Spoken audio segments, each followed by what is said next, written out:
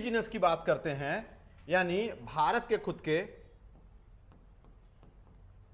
जिनस की बात करते हैं, तो कई सारे लोग हैं, लेकिन सबसे महत्वपूर्ण आज हम दो व्यक्तियों के बारे में जानकारी लेना चाहते हैं। पहले हैं निर्गुणिया संत कहे जाने वाले कबीरदास जी, और दूसरा स्वामी विवेकानंद जी, जो यूथ आइकॉन के नाम से प्रसिद्ध हैं।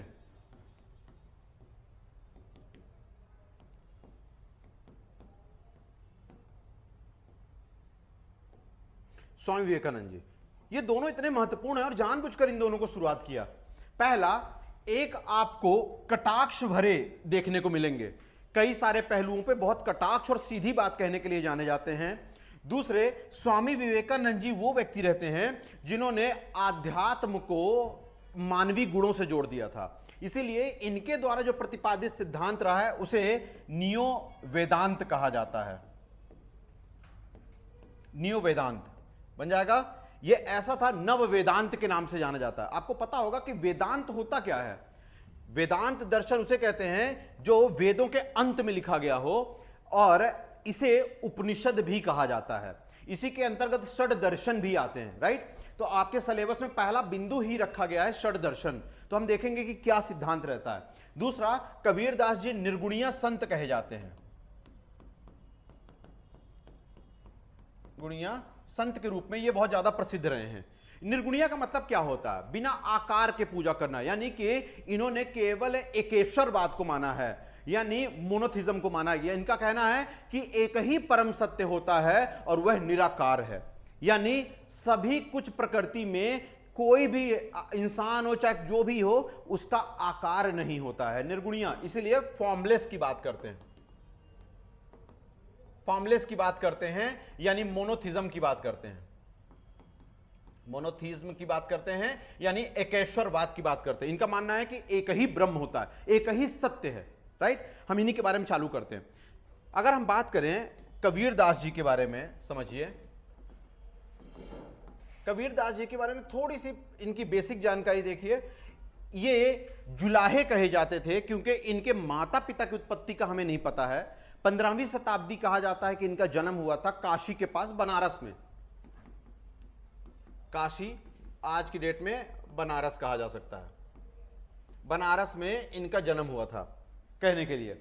और आसान भाषा में बात किया जाए तो इनके जन्म को 15वीं शताब्दी मानते हैं, 15th सेंचुरी एडी माना जाता है कि ये जन्म रहे हैं इनके।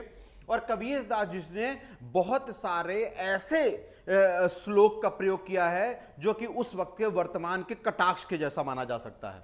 इनके अगर कुछ संकलनों की बात करें तो आपको पता है कबीरदास जी दोहा के लिए प्रसिद्ध थे, कपलेट्स के लिए, दोहास के लिए प्रसिद्ध थे, यानी कपलेट्स। कपलेट्स का मतलब होता है दो लाइन में कही जाने वाली बातें। जैसे उदाहरण देता हूं, कबीरदास की उल्टी वाणी, बरसे कंबल भीगे पानी। इसका अर्थ क्या हुआ कि कबीरदास ने कटाक्ष किया है समाज की आडंबर के ऊपर, क्योंकि कभी भी कंबल नहीं बरसता और कभी भी पानी नहीं भीगता। समझ आ रहा है? तो ये व्यंग कहा गया है समाज के प्रति। उन्होंने कुछ ऐसी बातों को घेरा है जो कि समाज की दकियानुशी बातों से अलग है, राइट। इनकी अगर हम शिक्षाओं की बात करते हैं, टीचिंग्स की बात करें, और खास तौर पे एथिकल टीचिंग्स की बात करें, तो उनमें सर्वप्रथम यह बिंदु आता है कि इन्होंने आंतरिक किसके बारे में बात किया? आंतरिक गुणों के बारे में बात किया है, बाहरी आडंबर किया, यानी कि आपकी अंतर चीजों को प्योर बनाने की बात कही है, आपके मन को प्योरिटी बनाने की है, यानी इंटरनल प्योरिटी की बात कही है, आंतरिक पवित्रता के बारे में बात की, internal purity rather than outer rituals, यानी बाहरी आडंबर या धर्म कांड की जगह पर आंतरिक शुद्धि के बारे में बात किया। जैसे एक श्लोक है, लिखिए, माला फेरत जुग, लिखिए एक श्लोक, माला फेरत जुग भया, माला फेरत जुग भया, फिरा न मन का फेर, माला फेरत जुग भया, फिरा न मन का भेर, कर का मन का डारी दे, मन का फेर, कर का मन का डारी दे, मन का फेर। इसका अर्थ लिखिए बेटा, कबीरदास जी ने कहा है कि नैतिक गुणों का अगर विकास करना है, फिर बोलता हूं, नैतिक गुणों का विकास करना है या उसकी प्रारंभ करनी है तो मन की शुद्धि सर्वपरो है, यानी कि सबसे पहले मन की शुद्धि करनी चाहिए। फिर मैं बोलता हूं कि मन का, ये जो इनके बारे में बोला गया है, माला फेरत जुग भया फिरा न मन का फेर, कर का मन का डारी दे, मन का फेर। इसका अर्थ मैं फिर से बोलता हूं, आप अर्थ लिख लीजिए, स्पष्ट कर लीजिए, कहीं पर लिखकर लिखिए। कबीरदास जी ने कहा है नैतिकता का विकास आपके मन को स्वच्छ करने से शुरुआत होती है, जिसकी ना कि माला फेरने से या आडंबर करने से। बन जाएगा, केवल बाहरी पूजा पाठ या धार्मिक कर्म कांड से आपके अंदर शुद्धि नहीं आएगी। अब देखोगे तो यह लाइन भी कटाक्ष ही है, समझ पा रहे हैं? यह लाइन भी क्या बोल रहा है? If you follow the purity the path of inside not just on the rituals, then you realise the real truth of a human kind. इसके बारे में उन्होंने क्लियर कट बोल दिया है कि अगर मानवता या नैतिकता का गुण को विकास करना तो अपने अंदर की हमको मन को साफ करना पड़ेगा। बनेगा पहला। तो इन्होंने पहला किसके बारे में बोला है? इंटरनल प्योरिटी के बारे में बात किया है, ना कि रिचुअल्स के बारे में। बहुत महत्वपूर्ण बात है, यह कई जगहों पर इसका इस्तेमाल किया जा सकता है। दूसरे की अगर हम बात करते हैं बेटा, तो समझ लीजिए इन्होंने सत्य के ऊपर अत्यधिक जोर दिया है। दूसरा बिंदु सत्य, ट्रुथ। इन्होंने सत्य पर बहुत ज्यादा जोर दिया है और कहा है कि बेटा मानवीय गुणों में सत्य सर्वोपरि है। मैं फिर बोलता हूं, मानवीय गुणों में सत्य सर्वोपरि है। मानवीय गुणों में सत्य सर्वोपरि है, यानी the most important human value is truth. बनेगा, the most important human value is truth. इसके लिए क्या बोला है उन्होंने? लिखिए, सांच बराबर तप नहीं, सांच बराबर तप नहीं, झूठ बराबर पाप, सांच बराबर तप नहीं, झूठ बराबर पाप। हिंदी में लिखते जाएंगे दोहा, सांच बराबर तप नहीं, झूठ बराबर पाप, जाके हृदय साच है, जाके हृदय साच है, ताके हृदय आप। जाके हृदय साच है, ताके हृदय आप। इसका अर्थ क्या हुआ? इसका अर्थ यही है कि सच से बड़ा कोई तप नहीं होता, और दूसरा कि झूठ से बड़ा कोई पाप नहीं होता, परंतु जिसका मन सच्चा हो वह ईश्वर को प्राप्त कर लेता है। आपका अर्थ यहां पर ईश्वर से बताया गया है। बनेगा, तो सच्चाई के ऊपर बहुत ही अच्छा उन्होंने करुणा भाव जैसा या बहुत ही मार्मिक चीज बताई है। तीसरा अगर मुद्दा बात किया जाए तो उन्होंने करुणा भाव के बारे में बताया, कंपैशनेट। कंपैशनेट इन्होंने बताया कि मानवों के अंदर क्या होना चाहिए? करुणा भाव होनी चाहिए। बनेगा, करुणा भाव। लिख लीजिए करुणा भाव के बारे में क्या बताया? दया धर्म का मूल है। श्लोक लिखिए, दया धर्म का मूल है, दया धर्म का मूल है, पाप मूल अभिमान। दया धर्म का मूल है, पाप मूल अभिमान। इसका अर्थ क्या हुआ? कि किसी के प्रति करुणा भाव रखना, यानी the compassionate is the real धर्म। बनेगा, कंपैशनेट इज द रियल धर्म, जिसके बारे में बताया है रूट। और इसके बारे में बोला जाए, दूसरी बात अगर बोला जाए तो इग्नोरेंस या अनपैशनेट या इनपैशनेट की बात की जाए, वो इग्नोरेंस को दर्शाता है, ईगो को दिखाता है, घमंड को दर्शाता है। बनेगा, एक और देख लीजिए, इन्होंने निर्गुणिया भक्ति को सर्वोपरि माना है। चौथा, निर्गुणिया भक्ति को माना है, क्योंकि निर्गुणिया संत भी रहे हैं, निर्गुणिया भक्ति को माना है। पहले एक शब्द लिखिए बेटा, निर्गुणिया शब्द का अर्थ क्या होता है? निर्गुणिया शब्द का अर्थ क्या होता है? फॉर्मलेस गॉड, फॉर्मलेस गॉड, निराकार। हालांकि मैं फिर बोलता हूं, ना शब्द धातु जो है ये सही नहीं है, आ होना चाहिए। निराकार शब्द का अर्थ होता है कि जिसका आकार हो, फिर भी इन्होंने निर्गुणिया कहा है। इसके पीछे बहुत बड़ा सिद्धांत है, मैं आगे समझाता हूं कि आखिर क्या ऐसा फिलॉसफी रहा है। इसकी फिलॉसफी अद्वैतावाद से जुड़ी हुई है, हम समझ लेंगे इसके बारे में। बनेगा, निर्गुणिया के लिए क्या बोला है? देख लीजिए, मोको कहां ढूंढे बंदे, एक श्लोक लिखिए, दोहा, मोको कहां ढूंढे बंदे, मैं तो तेरे पास में, नामै देवल नामै, लिखिए, नामै देवल नामै मस्जिद, नामै देवल नामै मस्जिद, ना काबा कैलाश में। मोको कहां ढूंढे बंदे, मैं तो तेरे पास में, नामै देवल नामै मस्जिद, ना काबा कैलाश में। इसका अर्थ क्या है कि अपने अंतर आत्मा को देखिए, ईश्वर आपके अंदर ही है, राइट। और इसी के लिए आपने सुना होगा आदि शंकराचार्य ने भी एक लाइन बोली है, अहम ब्रह्मास्मि। इसका मतलब सभी के अंदर ईश्वर होते हैं। यह निर्गुणिया भक्ति का सबसे सर्वोपरि रहा है। बनेगा। नेक्स्ट लिखिए, unity in religion, fifth point. इन्होंने सभी धर्मों में यूनिटी इन रिलीजन,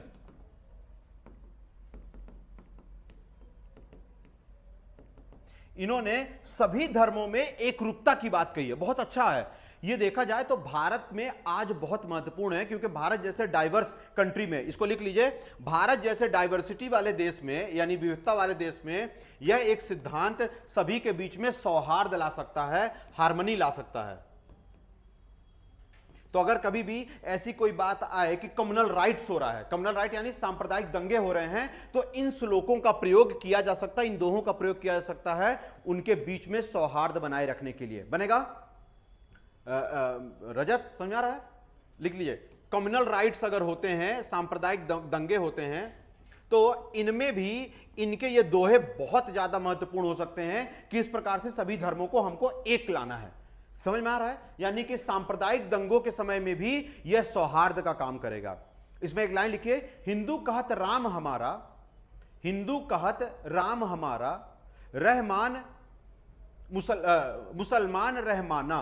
फिर से बोल रहे हैं, हिंदू कहत राम हमारा, मुसलमान रहमाना, आपस में दौ लड़े मरतु हैं, आपस में दौ लड़े मरतु हैं, मरम कोई नहीं जाना, मरम कोई नहीं जाना।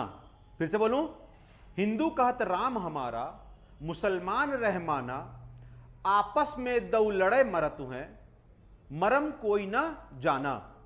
इसका मतलब है, एक इसको दूसरे शब्दों में भी समझा जा सकता है बेटा कि ईश्वर एक ही है, अल्लाह एक ही है, परंतु अलग अलग संतों ने अलग अलग व्याख्यान किया है, अलग अलग लोगों ने अपने अनुरूप ईश्वर को ढाल लिया है। बनेगा। और लिखिए, इसके बाद उन्होंने जातिगत व्यवस्था पर कटाक्ष किया है, क्रिटिसिज्म, क्रिटिसिज्म टुवर्ड्स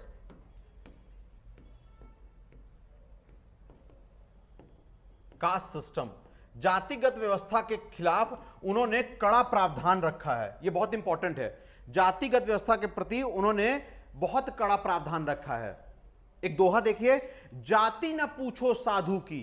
फिर से बोलूं, जाति न पूछो साधु की, पूछ लीजिए ज्ञान। जाति न पूछो साधु की, लिख लीजिए, जाति न पूछो साधु की, पूछ लीजिए ज्ञान। मोल करो तलवार का, पड़ा रहने दो म्यान। फिर से बोलूं, लिखिए कि जाति न पूछो साधु की, पूछ लीजिए ज्ञान, पूछ लीजिए ज्ञान। मोल करो तलवार का, मोल करो तलवार का, पड़ी रहने दो म्यान। क्योंकि तलवार का मोल होता है बेटा, म्यान का कोई अर्थ नहीं होता। ठीक है, जितना धार उसमें होगा ये बनेगा। आगे देखिए, इन्होंने घमंड पर बहुत कटाक्ष किया है कि किसी व्यक्ति को घमंडी नहीं होना चाहिए, ईगोइज्म पर, अहंकार पर। किसी भी व्यक्ति को किसी भी प्रकार का घमंड नहीं होना चाहिए, अहंकार नहीं होना चाहिए। यह अक्सर तब होता है जब किसी भी व्यक्ति के पास कम समय में अत्यधिक चीजें आ जाएं या हद से ज्यादा शक्तियां प्राप्त हो जाएं। यह अक्सर तब देखा जाता है जब किसी सिविल सर्वेंट को अत्यधिक पावर मिल जाता है। बनेगा। तो अहंकार का कटाक्ष किया है, देख लीजिए। इसके बारे में लिखिए, जब मैं था तब हरि नहीं। लिखिए, जब मैं था तब हरि नहीं, जब मैं था तब हरि नहीं, अब हरि हैं और मैं नाही। जब मैं था तब हरि नहीं, अब हरि हैं मैं नाही,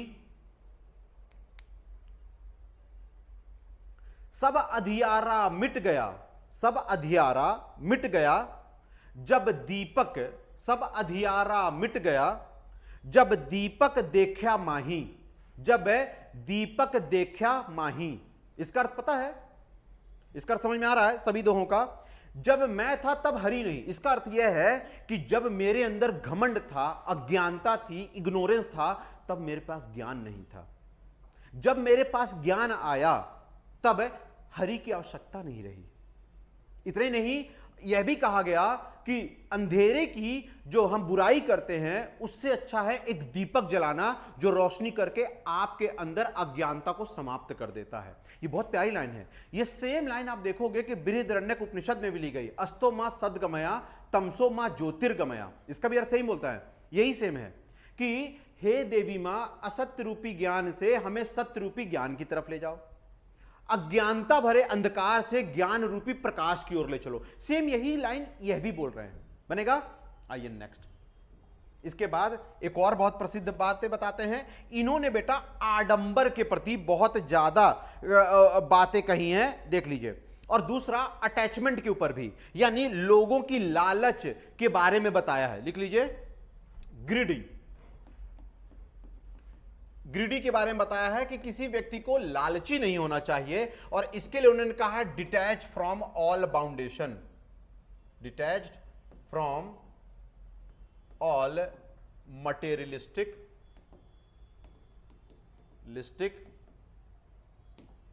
थॉट्स। इन्होंने बहुत अच्छी बात बोली इसके लिए कि आप सभी को किसी भी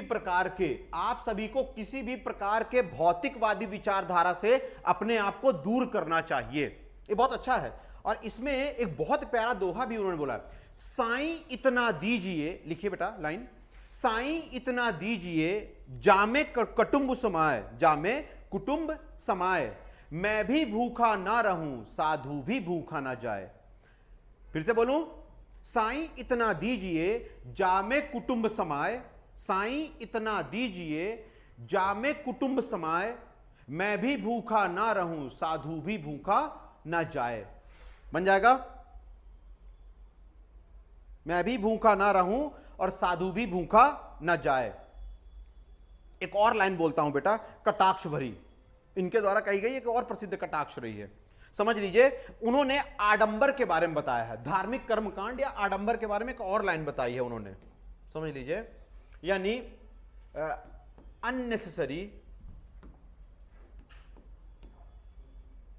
unnecessary rituals, practices in religion.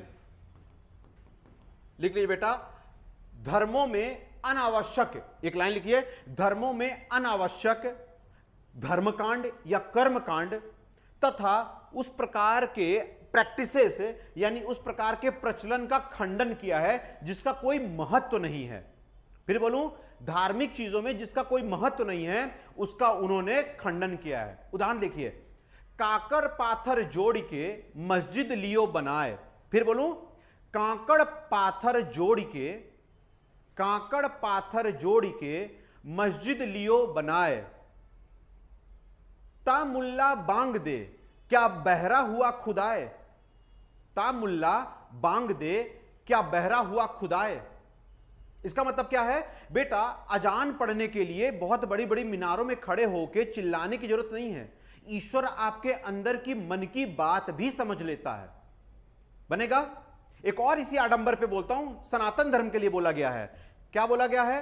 पाथर पूजे हरि मिले मैं पूजू पहाड़। बेटा लिखिए, फिर से बोलूं, पुराना वाला नहीं लिख पाए क्या? बोल दे हूं, पाथर पूजे हरि मिले मैं पूजू पहाड़। तेज तो नहीं हो रहा बेटा? हाँ, पाथर पूजे हरि मिले मैं पूजू पहाड़, ताते तो चाकी भली, ताते तो चाकी भली पिस खाए संसार, ताते तो चाकी भली पिस खाए संसार। इसका अर्थ पता क्या है? इसका अर्थ यह है बेटा कि पत्थर पूजने से अगर ईश्वर मिल रहा होता तो मैं सीधे पहाड़ पूजना चालू कर देता। यह आडंबर को दिखा रहा है। इससे तो अच्छा है कि पत्थरों से बनने वाली चक्की है जिसमें अनाज को पीसकर आटा बनता है और लोगों की भूख को शांत करता है, यानी समाज सेवा को दर्शाता है। बनेगा? बहुत अच्छी बात बोली गई है। जो आज के समाज में जो मंदिरों में जाके भगवान को चढ़ावा देते हैं, ये सब करते हैं, परंतु गरीबों को दान नहीं दे सकते या उनके लिए कोई ऐसा कार्य नहीं करते जिससे गरीबी भारत में मिट जाए, ये उनके लिए बहुत बड़ा तमाचा जैसा है कि आप बिना मतलब के धार्मिक कर्मकांड करते हैं, बिना मतलब के ऐसे प्रकार के प्रैक्टिसेस हैं आपके जो जिसका कोई अर्थ नहीं है। जैसे कि पहले बोला था कि क्या बोला था उसके, काकड़ पाथर जोड़ के मस्जिद लियो बनाए, ता मुल्ला बांग दे क्या बहरा हुआ खुदा है। मतलब जो मीनार पे खड़े होकर सुबह सुबह अजान पढ़ा जाता है तो ईश्वर बहरा नहीं है। आप अगर दिल से याद करोगे तो भी आपकी दुआ कबूल हो जाएगी। उसी तरह सनातन धर्म में भी यही चीज कहा जाता है कि आपका क्या बोलता है, मैंने अभी थोड़ी देर पहले किसके बोला बताया मैंने, करेक्ट है। तो पाथर पूजे हरि मिले मैं पूजू पहाड़, ठीक है, ताते तो चाकी भली पिस खाए संसार। अब आइए महिलाओं के ऊपर उन्होंने क्या बात की है, वुमेन के ऊपर। महिलाओं के ऊपर 2 वाक्य है और यह सबसे विवादित भी रहा है। लिखिए, पहला, नारी की छाया पड़त, नारी की छाया पड़त अंधा होत भुजंग, अंधा होत भुजंग, नारी की छाया पड़त अंधा होत भुजंग, कबीर तिनकी, कबीर तिनकी, लिखिए, कबीर तिनकी कौन गति, कबीर तिनकी कौन गति, नित नारी के संग, कबीर तिनकी कौन गति, नित नारी के संग। बहुत आसान है। इसमें बहुत अच्छी बात बोली गई है कि मध्यकालीन इतिहास में बेटा एक ऐसा समय आया था जब लोग भोग विलासिता में डूब गए थे और तब की ये बात कही गई है। इसमें ये कहा जाता है कि नारी की छाया पड़ने पर सांप यानी भुजंग यानी सांप वो भी अंधा हो जाता है। तो सोचिए कि जो व्यक्ति चारों ओर नारियों से घिरा हुआ होगा उसका क्या हाल होगा। परंतु ये नारियों के प्रति घिनौना भाव नहीं है, यह बताया जा रहा है कि लोग भोग विलास में इतना डूब गए थे कि नारियों का सम्मान करना छोड़ दिया था उन्होंने, इसीलिए बोला गया। इसीलिए उनकी दूसरी श्लोक में नारियों का सम्मान मिलता है। लिखिए, दूसरी श्लोक में लिखा है, नारी नरक न जानिए। लिखिए दूसरी श्लोक उसी में नारी के ऊपर, नारी नरक न जानिए, नारी नरक न जानिए सब संतन की खान, नारी नरक न जानिए सब संतन की खान। इसका अर्थ समझ में आया? इसका अर्थ यह है कि नारी को नरक के समान मत समझिए। नारी ने कई सारी संतों को जन्म दिया है, समझ में आ रहा है? यानी माओं से ही संत जन्म हुए हैं। इसका मतलब है नारी नरक के समान नहीं है। नारी को नरक ना समझिए, वो उन्होंने कई सारे संतों को जन्म दिया। भारत में ऐसे कई सारे सूरवीर, ऐसे कई सारे स्कॉलर्स को जन्म देने वाली भी एक मां होती है, एक नारी ही होती है। बनेगा? बन जाएगा। तो ये किसकी रही है? कबीरदास की प्रमुख अलग अलग क्षेत्रों में कही जाने वाली बातें रही हैं, लेकिन उनके द्वारा कही गई कुछ लिटरेचर भी है, देख लीजिए, साहित्यिक रचनाएं भी हैं, उसको भी समझ लीजिए। लिटरेचर पहली कही जाए तो इनके दोहों का संकलन, collection of doha, collection of doha यानी कपलेट्स को कहा जाता है बेटा बीजक। बीजक 3 चीजों से मिलकर बना हुआ है, यानी बीजक में 3 अलग अलग चीजें देखी जा सकती हैं। पहला है, बीजक के बारे में अगर हम बोले बेटा तो लिख लीजिए, पहला है शब्द, दूसरा है रायमिनी, रामायणी, और तीसरा है साखी। रामायणी और साखी, ये 3 चीजों से मिलकर बना है आपका क्या? बीजक। बीजक में इन तीनों का संकलन किया गया है, ठीक है। अब शब्द क्या होता है वो लिखिए, यह लव और इंटिमेसी से है, यानी कि प्रेम संबंधित है। लव, ये कौन सा लव है? लाइन लिखिए श्लोक में, ये बहुत प्यारा श्लोक है, लिखिए।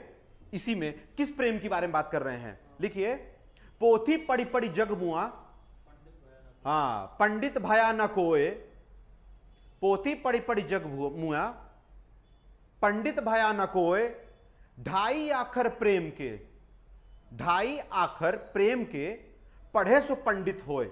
यह है इसका सार।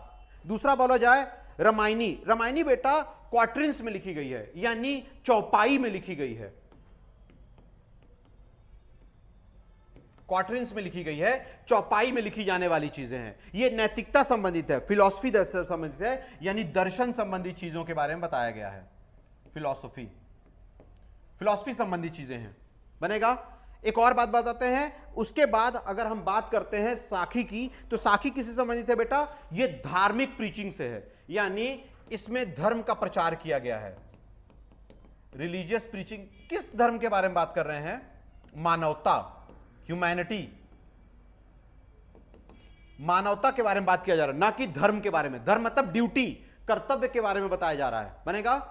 तीनों के बारे में अर्थ समझ में आ गया? कौन कौन सा हो गया? पहला है शब्द, इसमें प्रेम के बारे में बताया गया, ताकि सभी लोगों के साथ किसका, इसका प्रेम का मतलब क्या है? यूनिवर्सल ब्रदरहुड, सार्वभौमिक भाईचारा, यूनिवर्सल ब्रदरहुड, सार्वभौमिक भाईचारा। दूसरे के बारे में बात कर रहे हैं, क्वार्टरिन, ये चौपाई में लिखी गई है, और इसका अर्थ क्या हो रहा है बेटा? दर्शन के बारे में बताया गया है। इतना ही नहीं, इसकी बात करते हैं रिलीजियस धर्म प्रीचिंग के, कौन से धर्म, यानी ड्यूटी, कर्तव्यों के बारे में बताया गया है। इतना ही नहीं, कबीर की ग्रंथावली भी पुस्तक है, वो भी लिख लीजिए, कबीर ग्रंथावली, कबीर ग्रंथावली ये पुस्तक है, एक और लिख लीजिए। कबीर ग्रंथावली के बाद अनुराग सागर, अनुराग सागर, कबीर ग्रंथावली, अनुराग सागर बन जाएगा। इतना ही बेटा, एक और चीज बताते हैं, आपको पता है गुरु ग्रंथ साहिब में जो गुरु नानक द्वारा रचित किया गया था, उसमें 100 श्लोक ऐसे हैं जो कबीर के द्वारा दिए गए हैं। तो ये भी लिख लीजिए, गुरु ग्रंथ साहिब में कंट्रीब्यूशन है इनका। गुरु ग्रंथ साहिब ये सिखों की धार्मिक पुस्तक है, रिलीजियस टेक्स्ट ऑफ सिखिज्म। और ये आपको बता दें बेटा, इसमें इनके 100 वर्सेस गए हैं, यानी 100 पद्यों को इसमें शामिल किया गया है कबीर के, बन जाएगा। ये बहुत महत्वपूर्ण बात है। और ये किसमें लिखी गई है? गुरुमुखी भाषा में लिखी गई, ये भी याद रखेंगे, गुरुमुखी भाषा में लिखी गई है, गुरुमुखी भाषा में यह लिखा गया है, बन जाएगा, गुरुमुखी भाषा में लिखी गई है, ठीक।